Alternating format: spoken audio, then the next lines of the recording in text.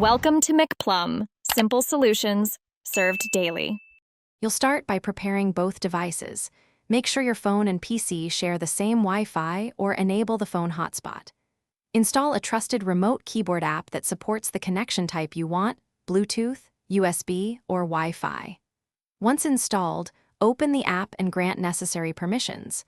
For USB, enable developer options and USB debugging on the phone. This allows your PC to accept input. Make sure antivirus or firewall settings won't block the app before moving on to pairing. Now you'll pair and configure the keyboard. If using Bluetooth, pair the phone in your PC's Bluetooth settings and accept the pairing code.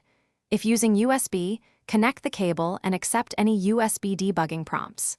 Open the app settings to choose input mode, full keyboard for typing, media keys for control, or touchpad mode for mouse emulation.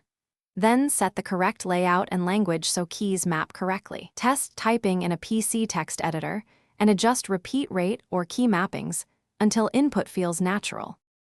Finish by enabling the app's background or startup service so your phone works as a keyboard after reboots. For security, enable any PIN, password, or encryption the app offers when connected over Wi-Fi. Once everything's set, practice shortcuts and media keys to confirm behavior.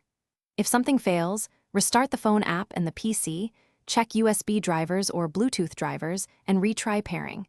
Toggling Wi-Fi or Bluetooth often clears transient issues. If input lags, reduce interference or switch to a wired connection for.